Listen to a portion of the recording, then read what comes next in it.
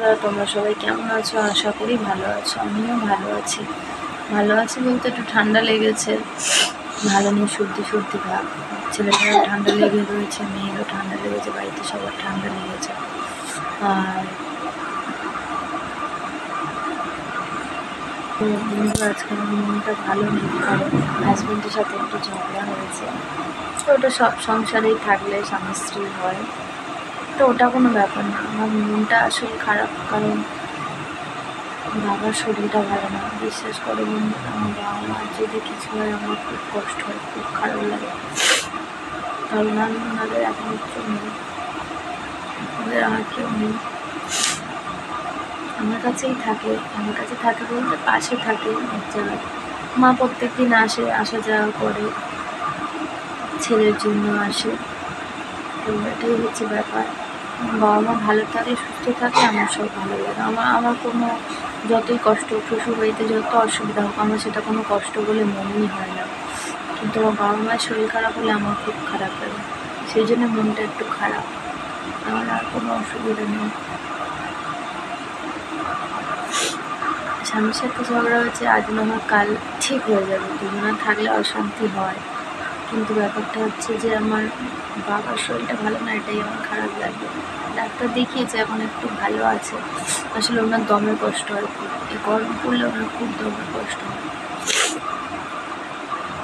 দমের কষ্ট আছে যারা, তারা জানে যে কতটা কষ্ট হয়। ওনার কষ্ট হচ্ছে, উনি বুঝতে পারছে।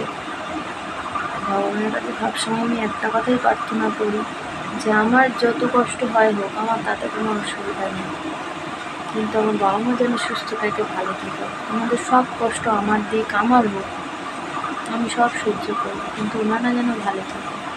ওনারা ভালো থাকলে আমার সারাদিন সারা জীবন ভালো যাবে, আমার কোনো অসুবিধা হবে না। তো যাই হোক, এখন একটু ভালো আছে। ফোন করেছিলাম মায়ের কাছে। আগে একসাথে থাকতাম তো বন্ধুরা, কলকাতায় যখন থাকতাম একসাথে থাকতাম, তো এখানে এসে আলাদা হয়ে গেছি। তো পর আমি যাচ্ছি, তো আলাদা বলতে ওনারা একটু দূরে থাকেন, আমি এখানে। আগে একসাথে এক জায়গায় থাকতাম কলকাতায় যখন থাকতাম, তো পরিস্থিতির চাপে চলে এসেছি গ্রামে। তো মেয়েটা পড়ছে, ওর পরীক্ষা, আবার আজকে প্রথম পরীক্ষা দিয়ে এসছে। কাল বাংলা, কালকে ইংরেজি পরীক্ষা। ওই যে ও পড়ছে, রান্না হয়ে গেছে, ছেলেটাকেও ঘুম পাড়ানো হয়ে গেছে। তাই বসেছিলাম, এই দোলনায় ঘুম পাড়াচ্ছিলাম, দোলনায় ওকে ঘুম পাড়াচ্ছিলাম। তো গরম হচ্ছে এখানে, হাওয়া লাগছে না বলে তো ওই ঘরে আবার শুয়ে দিয়েছি।